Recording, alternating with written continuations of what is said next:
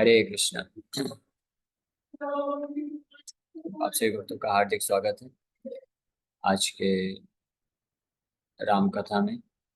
आज हम लोग चर्चा कर रहे हैं श्री वाल्मीकि रामायण के पहले स्कंद, जिसका नाम है बाल कांड, के पहले अध्याय, जिसका नाम है रामायण का समरी। और उसके हम लोग श्लोक संख्या 51 तक चर्चा कर चुके थे। और ये प्रसंग चल रहा है अभी कि वृद्धम च निहतम दृष्टवा, जटायु को मृत देख करके, ऋताम श्रुत्वा च मैथिली, माता सीता के अपहरण को सुन करके राघव शोक संतप्तो, भगवान राघव रामचंद्र शोक से संतप्त हो गए और विललाप आकुलेन्द्रिय, और विलाप करने लग गए। उनकी इंद्रियां पूरी तरह से एजिटेटेड, विचलित हो हो गई। तो इसमें हमने कल बहुत अच्छा सुंदर तात्पर्य है, इसमें हमने कल चर्चा किया था विस्तार से कि किस प्रकार से भगवान राम अ, साधारण मनुष्य के भांति शोक, विलाप और उनकी इंद्रियां उत्तेजित, ऐसा प्रतीत होता है। लेकिन ये जितने भी ये जो दोष हैं जो साधारण मनुष्य के अंदर होते हैं, तो ये दोष रूप में होते हैं और उनको दुख देते हैं, कठिनाई देते हैं। लेकिन वास्तव में ये सारे जो तथाकथित ये जो दोष हैं भगवान में जब प्रकट होते हैं, तो वास्तव में वो भगवान की दिव्यता को बढ़ाते हैं। तो कल इस स्थिति हमने विस्तार से चर्चा किया। अब आगे वर्णन कर रहे हैं नारद मुनि। ततस्तेनैव शोकेन कृत्रं दग्ध्वा जटायुषं, मार्गमाणो वने सीतां राक्षसं सन्तदर्शः, कबन्धं नाम रूपेण विकृतं घोरदर्शनम्। Filled with lamentation for him, he burned the vulture Jatayu, and alas, while searching for Sita in the forest, met a Rakshasa named Kabandh, whose form was distorted and who was of a terrible appearance. इस प्रकार से अ, जटायु को अपने गोद में लेकर के भगवान रामचंद्र उनसे जब सुनते हैं, श्रवण करते हैं कि सीता माता का अपहरण हो चुका है, और जटायु की भी स्थिति देखकर भगवान और डबल जो है शोक में चले गए।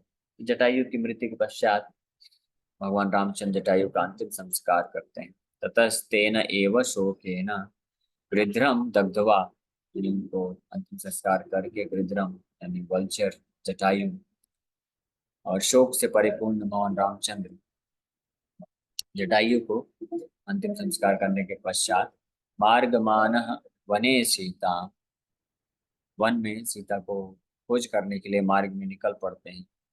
और उसी बीच राक्षसम संदर्श संददर्श हा कबंधम, तो कबंध नाम के राक्षस से मुलाकात होती है भगवान की, वो रास्ते में ही मिलता है। हा सब सूचित करता है लैस, मतलब वो जो आश्चर्यजनक रूप रखने वाला कबंध राक्षस, कबंध नाम रूपेण विकृतम घोर दर्शनम, विकृत विकृत रूप, घोर दर्शन, बहुत ही भयानक विकृत रूप धारण किया हुआ कबंध को भगवान चंद्र रास्ते में प्राप्त करते हैं। तो Lord Ram was more distressed with the death of the vulture than with the theft of Sita Devi. Though Jatayu was an animal, because he was a friend of Ramchandra's father Dasarath, and because he gave up his life in service to Ramchandra, the object of service, Ramchandra burnt his body. That is, he performed the Brahma Medha ceremony of final rites for Jatayu. Sri Valmiki will note this. भगवान रामचंद्र को ज्यादा शोक हुआ, ज्यादा दुख हुआ जटायु की मृत्यु पे, जितना उनको माता सीता के अपहरण पर। क्यों, इसका कारण क्या है? क्योंकि जटायु एक तो था, उनका संबंध था दशरथ महाराज के, वो मित्र थे।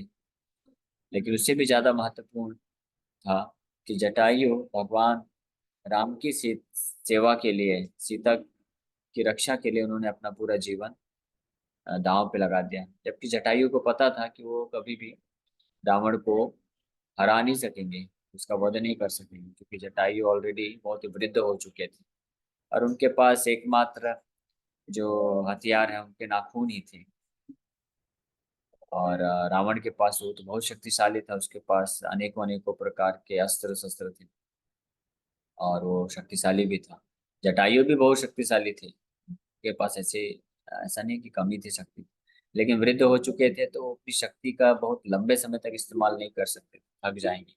और साथ में उनके पास अस्त्र शस्त्र नहीं थे, तो इसलिए वो जानते थे भली भांति कि मृत्यु को ही प्राप्त करेंगे वो, और रावण को हरा नहीं सकेंगे, लेकिन फिर भी उन्होंने प्रयास किया पूरी तरीके से और अपने जीवन को खो दिया। इससे भगवान रामचंद्र अत्यंत दुखी थे और उन्होंने उनका इसलिए फाइनल अंतिम संस्कार भगवान के हाथों हुआ। भगवान के नाम स्मरण लेने मात्र से व्यक्ति इस संसार से मुक्त हो जाता है, और अगर साक्षात भगवान का दर्शन हो जाए किसी का मृत्यु के समय तो उसका क्या गति होगा। और ऐसे व्यक्ति का क्या गति जो भगवान का नाम भी ले रहा है, भगवान का साक्षात दर्शन भी प्राप्त कर रहा है सामने, और साथ ही साथ में भगवान स्वयं उसका जो है अंतिम संस्कार कर रहे हैं। तो वो सौभाग्य तो दशरथ महाराज को भी प्राप्त नहीं, इसलिए जटायु का तो निश्चित रूप में उद्धार हुआ, भगवान के धाम को प्राप्त किया। और वाल्मीकि ऋषि इसके बारे में आगे वर्णन करेंगे। यहाँ पे तो नारद मुनि सार रूप में रामायण बोल रहे हैं इस अध्याय में, इसलिए इतना डिटेल में नहीं वर्णन कर रहे कि कैसे ब्रह्ममेध सेरोमनी, यानी अंतिम संस्कार की इस ब्रह्ममेध सेरोमनी के द्वारा उन्होंने अंतिम संस्कार किया जटायु का। वाल्मीकि ऋषि इसके बारे में तीसरे स्कंद के 68वें अध्याय में वर्णन करेंगे। यत् तत् प्रेतस्य मर्त्यस्य कथयन्ति द्विजातयः तत्स्वर्गगमनं तस्य पितृयं रामो जजाप।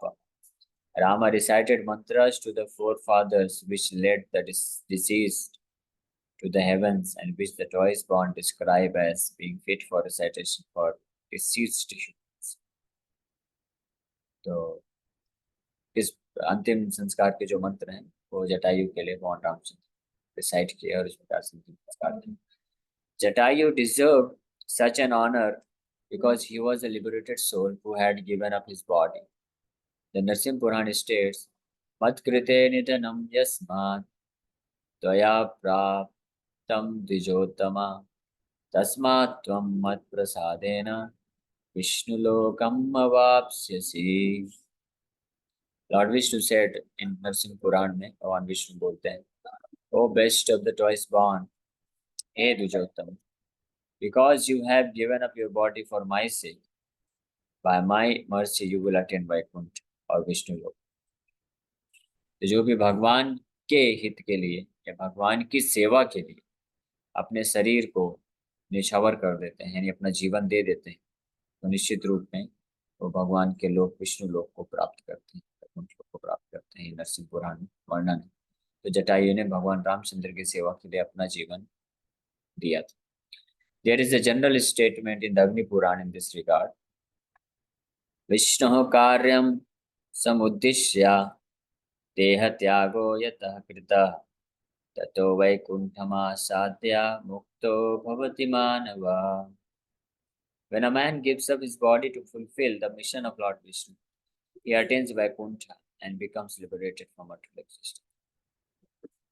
तो हर किसी को इस संसार में अपने शरीर को तो देना ही पड़ेगा। शरीर तो परमानेंट है नहीं, टेम्परेरी, कुछ समय के लिए, तो निश्चित रूप में शरीर को तो छोड़ना ही पड़ेगा। तो जो राम के लिए शरीर नहीं छोड़ेंगे, माया के लिए छोड़ेंगे। भगवान के सिवा, भगवान के अलावा हम अपने शरीर का इस्तेमाल किसी भी चीज के लिए, किसी भी कार्य के लिए करते हैं, चाहे वो अपने खुद के इंद्र तृप्ति के लिए करें या अपने परिवार वालों के लिए, समाज के लिए, देश के लिए, मानवता के लिए, किसी के लिए भी करें, तो वो तो हमको वो करना ही पड़ेगा। तो अन्य किसी के लिए भी करेंगे तो वो माया के लिए शरीर निछावर करना उसको बोला जाता है। और उसका फल क्या होगा, हम जिस जिस कार्य के लिए करेंगे उसके अनुरूप हमको परिणाम मिलेगा। ऐसा नहीं है, ऐसा बिल्कुल भी नहीं सोचना चाहिए कि हम किसी भी कार्य के लिए अपना जीवन लगा दें, रिजल्ट तो एक ही मिले। ऐसा बिल्कुल भी नहीं। हम जिस कार्य के लिए अपना जीवन लगाएंगे, अपना शरीर मन बुद्धि इस्तेमाल करेंगे, उसके ही अनुरूप तो हमको रिजल्ट मिलेगा। कोई अगर अपना समय लगाता है, अपना बुद्धि लगाता है, पैसा लगाता है किसी बिजनेस को करने के लिए, तो उसके अनुरूप उसको फल मिलेगा। कोई अगर अन्य किसी चीज के लिए लगाता है तो उसके अनुरूप उसको फल मिलेगा। हाँ, किसी ने फैक्ट्री खोला है कुछ कपड़े बनाने का, उधर कपड़े ही मिलेंगे, मेडिसिन तो नहीं मिलेगी। दवाई बनाने की फैक्ट्री खोलेगा तो दवाई प्राप्त करेगा। कोई मुंबई से चढ़ रहा है दिल्ली वाली ट्रेन में तो दिल्ली पहुंचेगा, कलकत्ता नहीं पहुंच सकता। कलकत्ता वाली ट्रेन में चढ़ेगा तो कलकत्ता पहुंचेगा, दिल्ली नहीं जा सकता है। उसी प्रकार से जो अपने जीवन को, इस जीवन रूपी सफर को जिस जिस ट्रेन में बैठाएगा, यानी जिस साधन में बैठाएगा, साधना करेगा, तो वैसा ही उसको परिणाम भी मिलेगा। तो भगवान के लिए जो अपना जीवन देते हैं, भगवान की सेवा के लिए, तो वो भगवान के लोगों को प्राप्त करते हैं। गीता में भगवान स्पष्ट रूप में इसके बारे में वर्णन करते हैं। यान्ति देवा व्रता देवान् पितॄन् यान्ति पितृव्रता भूतानि यान्ति भूतेज्य मर्त्याजिनो अपि माम्। यान्ति मतलब जाएंगे, यान्ति देवा व्रता देव, जो देवव्रत है यानी देवताओं के लिए कार्य करते हैं, उनका सेवा उपासना यज्ञ पूजा करते हैं, तो यान्ति देवा, वो देवताओं के धाम जाएंगे, उनको प्राप्त करेंगे। यान्ति देवा व्रता देवा पितृन यान्ति पितृव्रत, जो पितरों को का व्रत करते हैं, उनका सेवा पूजा उपासना करते हैं, तो वो उनके लोगों को प्राप्त करेंगे। ऐसे कई लोग होते हैं जो कि अपने पूर्वज के जाने के बाद भी उनके मिशन को कैरी फॉरवर्ड करते हैं। हमारे पिताजी, हमारे दादाजी, हमारे पूर्वजों का ये कार्य है, उनके मिशन को कार्य करते हैं, तो उनके लिए कार्य करते हैं, तो वो मृत्यु के पश्चात उन लोगों को प्राप्त करेंगे जहाँ पे उनके पूर्वज लोग होते हैं, और उन्हीं के कुछ सगे संबंधी वापस से बन के पैदा होते हैं, है ना। भूतानि यान्ति भूतेज्या, जो भूत पिशाच प्रेतों को पूजा करते हैं, वो उनको प्राप्त करते हैं। नहीं, भगवान स्पष्ट बोलते हैं आखिरी लाइन में, मद याजिनो अभिमान, जो मेरा पूजा करेंगे, मुझे जीवन मेरे लिए कार्य करेंगे, मेरे को मेरा सेवा करेंगे, वो अभिमान, वो मुझे प्राप्त करेंगे। इसमें कोई संशय नहीं है। तो इसलिए ये अग्नि पुराण में स्पष्ट बताया गया है। विष्णु कार्यम समुद्दिश्य देह त्यागो यथा कृता ततो वैकुंठम आसत्य, वो वैकुंठ को प्राप्त करता है, मुक्तो भवति मानव, और वही वास्तव में मुक्ति को प्राप्त कर लेता है। विष्णु कार्यम समुद्दिश्य, जो विष्णु के लिए कार्य करता है। गीता के तीसरे अध्याय में भी इसका स्पष्ट रूप में वर्णन है कि यज्ञ अर्थात कर्मणो अन्यत्र लोको अयम कर्म बंधना। यज्ञ अर्थ, यज्ञ मतलब यज्ञो वै विष्णु, यज्ञ मतलब भगवान विष्णु, तो यज्ञ अर्थात अन्यत्र कर्म, यज्ञ के अर्थात मतलब यज्ञार्थात मतलब विष्णु के लिए किया गया कार्य को यज्ञार्थात कार्य बोलते हैं। और यज्ञ अर्थात कर्मणो अन्यत्र, यानी भगवान विष्णु के लिए जो कार्य उसके अन्यत्र कोई कार्य करता है, लोक हो अयम कर्म बंधन, इस अयम, इस जगत में वो कर्म बंधन में फंसता है, वापस से आना पड़ता है, जैसे जैसे उसका चेतना या जिसके लिए वो कार्य करता है। The Ashwamedha Parva of the Mahabharata also states, Mahabharata में भी ये प्रमाण मिलता है। प्राणाम त्यजति यो मर्त्य माम प्रपन्नो अपि मत्कृते बालशूर्य प्रकाशेन व्रजेत ज्ञानेन मद्ग्रहम्। The Supreme Personality of Godhead said, even a mortal, a human, who gives up his life for my sake and who has surrendered unto me, goes to my residence in a vehicle that blazes with the illumination of the rising sun. भगवान कृष्ण ये महाभारत के अश्वमेध पर्व में बोल रहे हैं कि यहाँ तक कि इस मर्त्य संसार के जो जीव हैं, मनुष्य हैं, वो भी अगर मेरे मेरे लिए मद अर्थे त्यक्त जीविता, कि मेरे लिए अपने जीवन को निछावर करते हैं, तो वो एक ऐसे व्हीकल में, यानी ऐसा रथ में जो कि सूर्य के समान तेजमान होता है, उसमें बैठ करके वो मेरे धाम को प्राप्त करते Lord Rama will state it right here in the Ramayana. Ramayana में भी तीसरे स्कंद में भगवान रामचंद्र बोलेंगे, यागतिर्यज्ञशीलानाम् आहिताग्नेश्च यागति अपर अपरावर्तिनां यचया च भूमि तदाजिना मया त्वं समनुज्ञातो गच्छ लोकान् अनुत्तमान् गृध्रराज महासत्त्व संस्कृतश्च मया व्रज। भगवान रामचंद्र बोल रहे हैं, with my permission go to those unrivaled worlds that are the goals of those who properly perform fire sacrifices, the goals of those who perform austerity surrounded by fires, the goals of those who do not return to the material existence, and the goals of those who renounce their properties. O King of the vultures, O great being, purified by me, go.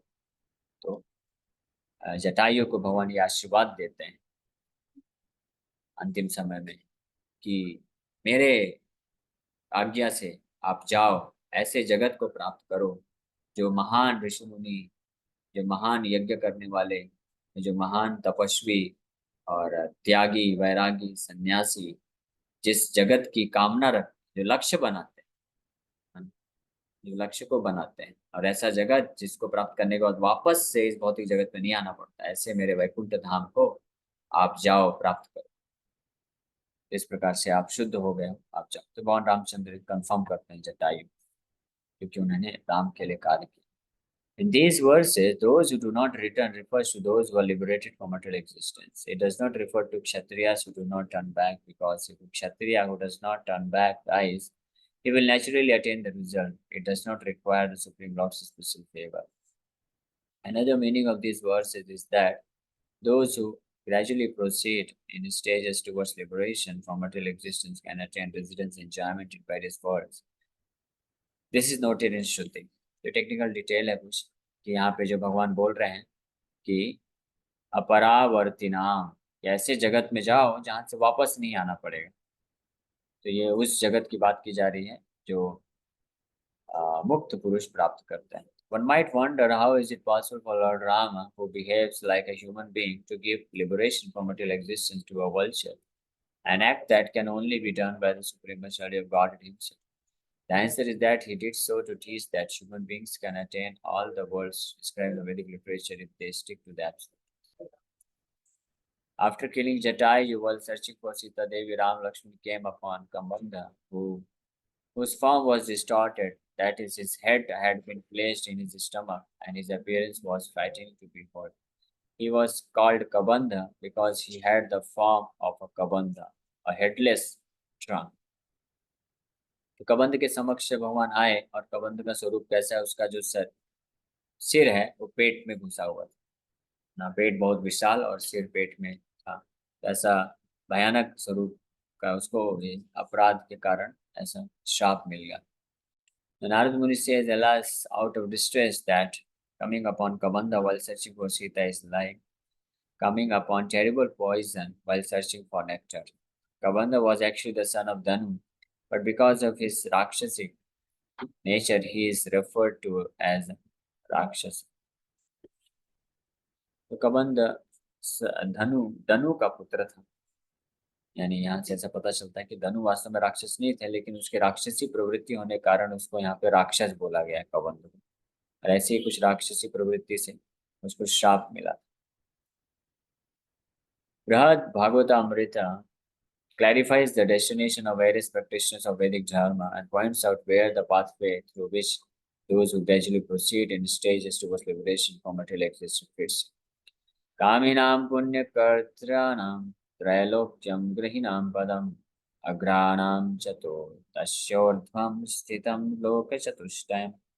By performing auspicious duties, householders with material desires can achieve the three celestial worlds, and persons who have renounced their homes can reach the four worlds still beyond this. तो ये बृहद भागवतामृत में भी ये प्रमाण मिलता है कि कैसे अलग अलग प्रकार के लोग अलग अलग इच्छाओं को रखने से, अलग अलग प्रकार के जो धर्म साधन व्रत करते हैं, उससे अलग अलग परिणाम को प्राप्त करते हैं। भोगान्ते मुहुरावृत्तिम् एते सर्वे प्रयान्ति हि महरा Digataha kechin muchyante brahmana saha. But when their enjoyment ends, all these persons must return to this mundane earth. Only a select few of those who have reached the planet or planets of Mahar and beyond are liberated along with Brahma. तो यहाँ पे भी एक ये स्पष्ट पता चलता है कि ऐसे हाउस होल्डर, ऐसे गृहस्थ जो कि भौतिक इच्छाओं को हृदय में रख करके धर्म का पालन करते हैं, तो वो तीन प्रकार के लोगों को भूर्भुव स्वः स्वर्ग लोक तक की प्राप्ति कर सकते हैं और वहाँ पे ऐश्वर्य भौतिक सुख प्राप्त करते हैं। लेकिन उनको निश्चित रूप में वापस इस भौतिक संसार में आना पड़ता है जैसे पुण्य खत्म होता है।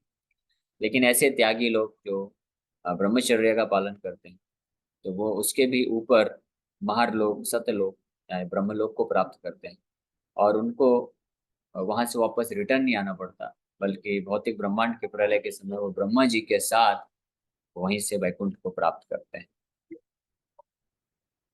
तो इसीलिए जो त्याग करते हैं, अगर वो पूर्ण रूप से भक्त नहीं भी बन पाए, जो भौतिक भोग इंद्रिय तृप्ति को त्याग देते हैं, तो पूर्ण रूप से भगवत भक्त ना बनने के कारण भी वो ब्रह्मलोक को प्राप्त करते हैं और उसके पश्चात ब्रह्मा जी फिर उनको ट्रेनिंग देते हैं शुद्ध भक्ति का। अब वहां से वो डायरेक्ट निकल जाते हैं, उनको फिर इस पृथ्वी लोक में भौतिक जगत में वापस नहीं आना। तो ये अन्य ये बृहद भागवतमृत में भी इस प्रकार के प्रमाण प्राप्त हैं। Some persons enjoy pleasure in upper regions like the realm of fire, attain liberation gradually in stages. The ascetics fully devoted to spiritual knowledge quickly obtain liberation. तो ये अंतर है कि ऐसे लोग जो कि भौतिक इच्छाओं को रख करके धार्मिक कार्य करते हैं, तो उनको बड़े विलंब के बाद मुक्ति प्राप्त हो सकती है। लेकिन एसेटिक्स मतलब जो भोग की वस्तुओं को त्याग देते हैं तो और केवल आध्यात्मिक ज्ञान का अनुशीलन करते हैं, तो बड़े आसानी से मुक्ति को प्राप्त कर देते हैं। यानी जो पूर्ण रूप से इंद्रिय भोग तृप्ति की वासनाओं को त्याग करके साधन करते हैं, तो वो जल्दी आध्यात्मिक जगत को प्राप्त कर सकते हैं। और यही कारण है कि हमारे आचार्यों ने, जो कि इस शास्त्रों के सार को जानते हैं, उन्होंने ये विशेष जो शुभ अवसर प्रदान करने वाले आश्रम बनाए, ब्रह्मचारी और संन्यास आश्रम, जो इस्कॉन में हम लोग प्राप्त करते हैं। तो वो एक निश्चित रूप में एक बहुत अच्छा सुअवसर होता है। अगर कोई अपने आप को पूरे लाइफ इंद्रिय तृप्ति इंद्रिय भोग के संसाधनों से दूर रख सके, तो भक्ति कम अगर पूरी पूरी नहीं भी हुई है, तो भी वो आसानी से और जल्दी तीव्रता के साथ ब्रह्मलोक से फिर वहां पे वैकुंठ लोकों को प्राप्त कर सकता है। But even the devotees of the personality of Godhead who still have material desires can enjoy the pleasures they wish and then become fully purified and go to the Lord's service. That abode Vaikuntha is made of concentrated ecstasy and pure consciousness. Even for liberated souls, it is difficult to attain, but the Lord's devotees who are free from selfish desire reach it at once.